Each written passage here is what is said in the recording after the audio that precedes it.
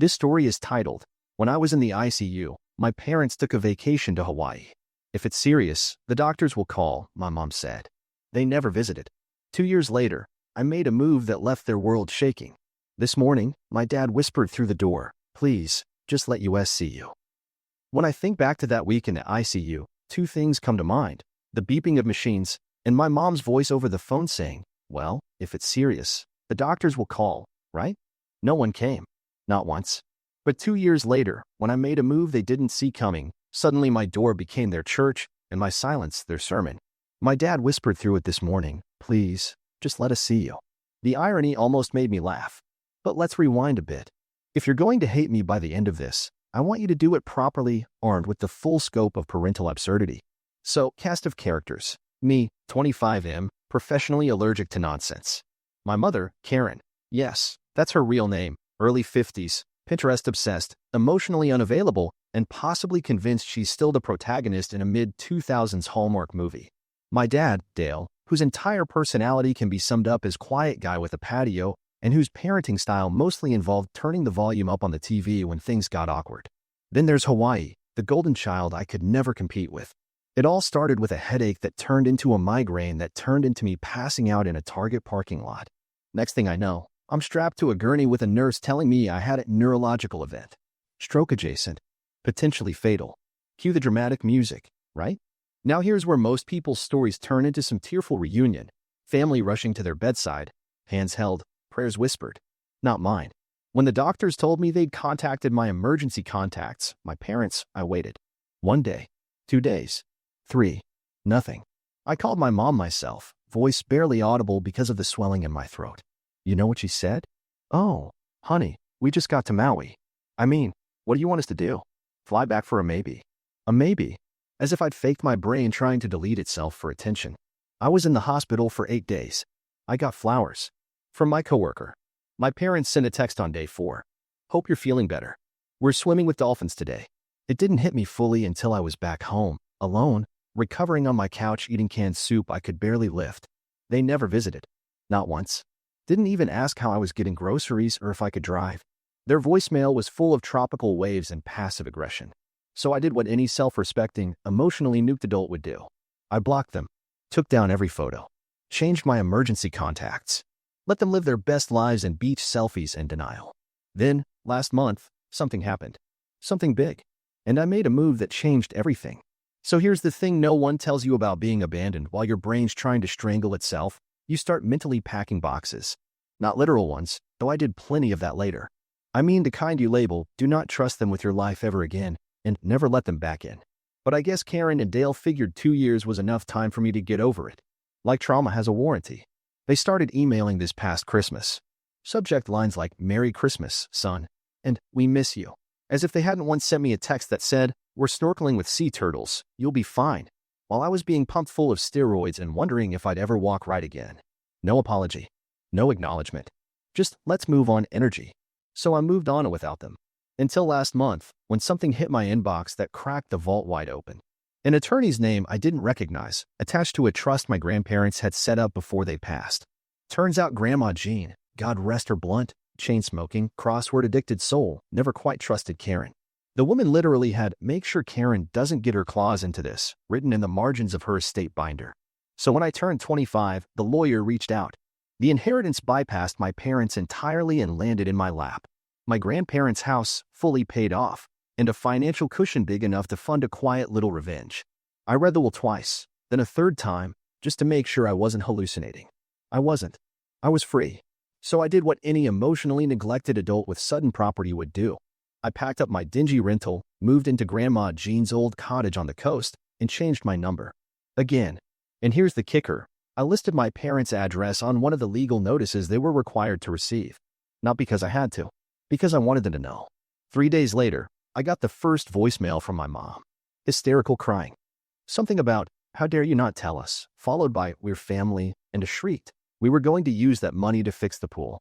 The pool. These people left me to possibly die in a hospital bed, and now they wanted to discuss pool upgrades. Then came the Facebook messages from distant cousins. I became the villain overnight. "Your mom is devastated," one wrote. "She says you manipulated Grandma Jean." Yeah, okay. Pretty sure Jean was more lucid dead than my mom was at my graduation. But this morning was the cherry on the collapse cake. I woke up to banging on my door. It was them. Dale had the nerve to look like he was the victim, and my mom was sobbing like she'd just been told Hawaii was canceled forever. I didn't answer. Just stood there in the kitchen sipping my coffee while my dad whispered through the door, "Please, just let us see you." I leaned against the fridge and whispered back, "I waited 8 days. You can handle a few hours." Then I turned on the sprinklers. You ever watch someone realize they're not the main character anymore? It's beautiful in a twisted way. Like watching a deer realize the headlights aren't backing down. So yeah, sprinklers. Turned them on full blast while Dale and Karen were mid-play on my porch, looking like rejected contestants from Survivor, entitled edition. Dale tried to cover her with his windbreaker, bless him, but he's not exactly built for heroics. Meanwhile, Karen's mascara was running like it was auditioning for a horror film. It was a scene. They left. Eventually. Not before Karen screamed, "You're punishing us for a misunderstanding," through a mouthful of snot and entitlement. But sure, let's call 8 days in the ICU a misunderstanding. Like they accidentally left the stove on or something. And just when I thought that would be it, cue Act 2. The next day, I got a letter. Handwritten. In pencil. From Karen. Probably trying to give it that innocent, maternal vibe, like she scribbled it between baking cookies and feeling regret. It was 4 pages of Olympic-level emotional gymnastics. No apology. Just classic Karen. Guilt, deflection, and a weird amount of underlined words like family, forgiveness, and Hawaii wasn't even that fun. Right. The pictures of you ziplining and drinking from coconuts say otherwise. I didn't respond. But I did take a photo of the letter and send it to my lawyer, just in case they decided to pull something truly unhinged, like contest the will. Spoiler, they do. Later. That weekend, I hosted a small get-together at Grandma Jean's place. Some friends, some beer, a fire pit. Nothing fancy. Just real people who never ghosted me mid-stroke to sip my ties. While we're roasting marshmallows, my buddy CJ pulls out his phone and says, "Yo, your mom's on Facebook Live." I should have stopped him. I didn't. I watched. She was on their porch, eyes puffy, talking into the camera like she was live streaming a hostage negotiation. She kept saying phrases like, "We just want to heal," and "He's always been a sensitive child." Dale hovered behind her holding one of my old yearbooks like a prop. The comments were a nightmare. Half of them were their friends validating their victimhood, the other half asking if I was okay. I didn't comment. I just poured myself another drink and said, "Man, that fire's hot," even though I wasn't looking at the fire. That was the moment I knew they weren't coming to apologize. They were coming to reclaim their image, their power, their narrative. Too bad I'd already changed the locks on all 3. So, after the Facebook Live sobfest, which I'm pretty sure was just for Karen's wine club and 2 ex-boyfriends who still like her bikini pics, I figured they'd either get the hint or double down. They doubled down. A week later, I get an envelope in the mail. No return address. Just my name written in this delicate, loopy script that screams middle school passive-aggressive yearbook note. Inside, a formal letter from a law firm. Apparently, my parents had retained legal counsel. Why? Because they believed the inheritance was unfairly withheld from them due to emotional manipulation. Let me repeat that in case it didn't hit right. They were accusing me of manipulating my dead grandmother into disinheriting them. Like I staged a whole ICU meltdown just to get in Grandma Jean's good graces. Next level gaslight speedrun. And the cherry on the flaming crap sundae? They wanted to dispute the intentional emotional alienation that resulted in undue influence. I don't even fully know what that means, but I'm pretty sure it translates to, "He hurt our feelings by surviving without us." I called my lawyer. She laughed. Like full-on wheezing laughed, then said, "Tell them to get ready to pay court fees they can't afford." But something about it pissed me off deeper than I expected. Not the legal threat itself, I wasn't worried. What got under my skin was the audacity. They couldn't visit me in the hospital, but they could find time to sit down with an attorney and cry about how my trauma inconvenienced their finances. So I did what I should have done years ago. I opened the storage unit where I'd been keeping a bunch of Grandma Jean's things, dug through the boxes, and pulled out the receipts. Literal ones. Handwritten notes. Letters from Jean about her frustration with my parents. Copies of email she printed out because screens aren't real, and she didn't trust digital. She was paranoid and a little nuts, but God bless her archiving obsession because she documented everything. Conversations, arguments, even screenshots I'd shown her when Karen forgot she was friends with her mom on Facebook and called her senile in a comment thread about yoga classes. I packaged it all, filed it through my lawyer. Quiet. Surgical. Then I mailed my parents a single photo. One of Jean and me sitting on her porch, both flipping off the camera with giant iced teas in hand. On the back, I wrote, "You really should have visited the hospital.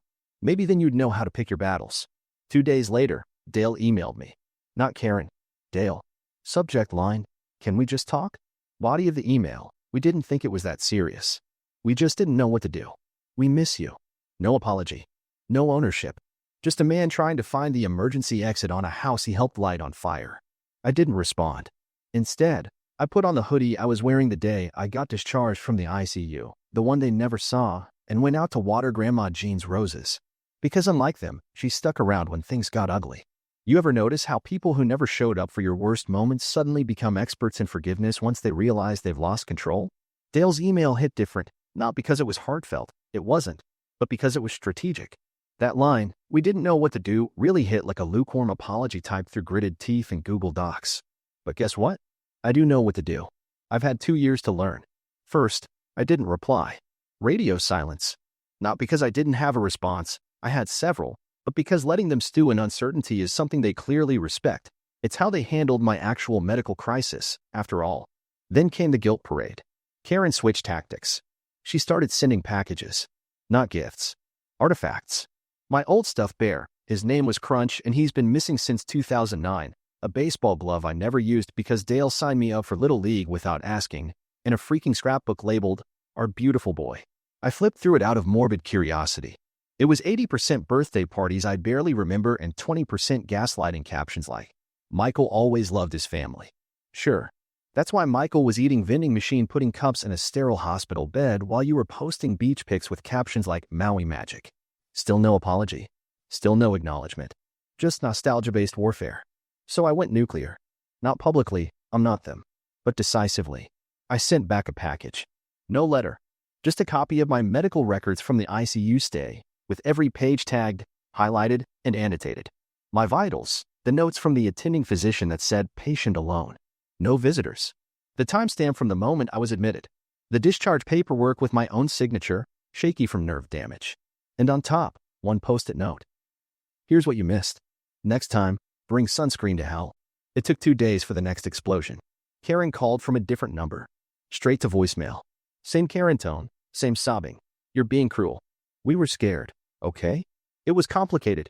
We had the flights booked, and we didn't know it was going to be that serious. Do you think this is what your grandmother would have wanted? Oh, Karen. Jean would have wanted a front row seat and a damn bucket of popcorn. But the real kicker? Dale showed up. In person. Middle of the afternoon, parked across the street from my house like a budget private investigator. Didn't approach. Just sat there. For over an hour. Like he thought guilt could leak through the window and soften me up. I opened the blinds. Made eye contact. Sipped my coffee. Then slowly pulled the curtain shut. Later that night, I posted a photo on my private account.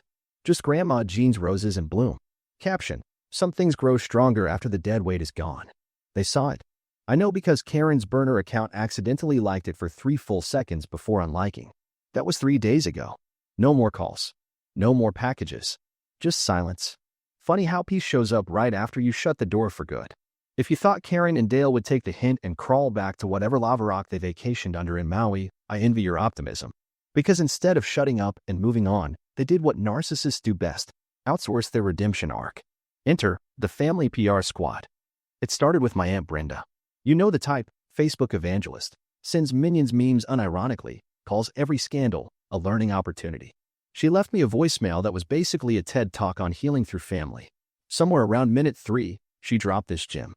"Sweetheart, your parents may have made a mistake, but holding on to resentment is like drinking poison and expecting them to choke. Aunt Brenda, babe, I'm not drinking the poison. I'm bottling it. With labels. And mailing it back via certified trauma." Then came my cousin Jeremy, family reunion beer pong champion and human with sock. He slid into my DMs with, "Hey man, your mom's really hurting. Could you maybe not post stuff about her roses? It's kinda aggressive. Jeremy, you vaped during your sister's wedding and once asked if Australia was the one with the pyramids. Sit down." But the real prize was my Uncle Ron. He's one of those guys who talks like he's narrating a war documentary. Sent me a long email titled, "Time to be a man about things," where he actually said, "Real men forgive their mothers, even when they screw up. That's just part of growing up." Oh, cool.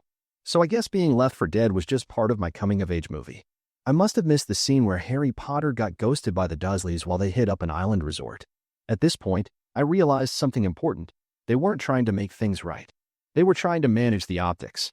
This wasn't guilt. This was brand damage control. So I stopped replying. Instead, I made a new rule for myself. If someone contacted me about my parents, they got one question back. Where were you when I was in the hospital? No one had a good answer. Brenda said she didn't know. Ron said, your mom said it wasn't that serious. Jeremy literally typed, dude, I was in Cancun, LOL. LOL indeed, Jeremy. That was the final straw. I sent out one mass text to the group chat they tried to ambush me with. You know the one, the family circle chat that hasn't lit up since 2017 when someone posted a blurry casserole pic. I wrote, hi everyone. Quick update. I'm doing great. No longer in a hospital. No longer interested in rebuilding relationships with people who treated me like an afterthought until I got a house they didn't. If you're reaching out to help them, you're wasting your time. If you're reaching out to help me, ask yourself why it took 2 years and a legal transfer for me to become visible. Best, the guy you ignored until he became inconvenient. Left the chat. Blocked half of them. Then took myself out to dinner. Alone. Steak, bourbon, and a dessert I didn't share with anyone. Toasted the silence. It tasted better than anything Karen ever cooked. So, let me set the scene. 2 years of silence. A small fortune passed down. Half my family blocked. And me? Thriving, honestly. Got a new job, new therapist, a circle of actual friends who don't call trauma a learning moment. I've been rebuilding, brick by brick, like some emotionally scarred Bob the Builder with a side of petty. But there was one thing I hadn't told anyone yet. I'd been nominated for an industry award, big deal in my field, something I never thought I'd even sniff, let alone win. The event was black tie, catered, live streamed for the company and affiliates. We're talking real silverware, awkward speeches, weirdly aggressive shrimp appetizers. My coworkers knew. My boss knew. Hell, even my ex knew. You know who didn't know? Karen and Dale. Because they don't get invites to the version of my life that isn't bleeding out. But they found out anyway. I should have seen it coming. Karen's been stalking my professional LinkedIn like it's the Bible and she's searching for loopholes. One of my coworkers must have posted a story from the reception, me, in a suit, grinning like someone who finally tasted peace and a decent whiskey. 2 days later, the emails start. Then the texts. Then the calls from unlisted numbers. Then, somehow, the RSVP system for the event gets a last-minute update, 2 extra names added to the guest list. Karen and Dale. Let me say this clearly. They invited themselves to my career highlight like it was an Olive Garden birthday dinner. And they showed up. Late. Loud. Karen in a sparkly seafoam green dress like she was auditioning for Real Housewives of Regret. Dale in the same suit he wore to Grandma Jean's funeral, looking like a sad hotel valet. I saw them across the ballroom while I was mid-conversation with a mentor. My stomach dropped, but my face didn't flinch. I nodded, excused myself, and walked straight to event staff. Pulled out the nuclear option. You see, when I RSVP'd, I added a private note to the organizers. If the following names appear on the guest list, please treat it as a security issue. They thought I was joking. I wasn't. Security approached them gently, asked for credentials. Karen tried to play the proud mother here to surprise her son, card. Dale mumbled something about being invited by mistake. I watched from a safe distance as the staff politely, but firmly, walked them out of the building. Karen turned back at the door, made direct eye contact with me, and mouthed something dramatic like, how could you? I raised my champagne glass. Cheers, Mom. And then? I won. Best in category. Gave a speech. Didn't mention them once, but I did say this. To the people who showed up when it mattered, thank you. And to those who didn't, don't worry. I finally learned how to live without waiting. The room clapped. Somewhere outside, probably in the parking lot, Karen was rage texting Aunt Brenda and plotting her next martyr monologue. I went home that night, award in hand, to the house they tried to steal from my story and slept like a damn king. It's been 763 days since I woke up in that ICU bed, alone, confused, half paralyzed, thinking maybe, my parents would walk through the door any minute. They never did. But this morning, my door whispered something different.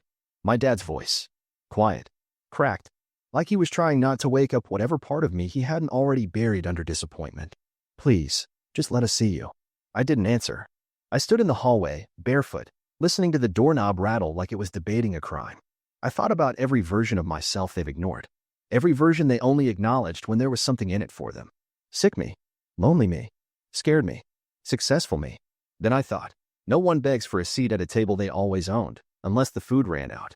So here's how it ended. I opened the door. Not all the way, just enough to make them think maybe, Maybe they'd been forgiven. Dale looked 20 years older. Eyes red. Tie crooked. Karen was holding a photo album like it was a peace offering instead of a bribe. "We just want to talk," she said, voice trembling like she'd rehearsed 100 versions and still didn't pick the right one. I didn't invite them in. I didn't even smile. I handed them a single envelope. Inside, a notarized letter. From my lawyer. An official, legally binding no-contact order. Not a restraining order, yet, but a declaration that, going forward, I wanted zero communication. No texts. No emails. No third-party family emissaries bearing casseroles and crocodile tears. Any attempt to contact me again would result in a formal cease and desist, and yes, the judge was already aware of the situation. Karen gasped like I just stabbed her with a dinner fork. Dale looked at the ground. I said 5 words. "You left me for dead." And then I closed the door. No yelling. No drama. Just a clean, final click. The silence after? Felt like oxygen after years of breathing smoke. I walked back to my living room, where the sun was pouring through Grandma Jean's lace curtains. The roses she planted are in bloom again. I think she'd be proud. Not because I won. Not because I cut them off. But because I finally understood. You don't owe access to people just because they share your blood. Love isn't unconditional when the conditions are only when it's convenient. Family isn't sacred when they let you suffer alone to chase tropical drinks and vacation points. And forgiveness? It's not a get-out-of-accountability-free card. I'm not angry anymore. Not bitter. Not sad. I'm free. So yeah, ATA? No. Just a guy who stopped answering the door for ghosts.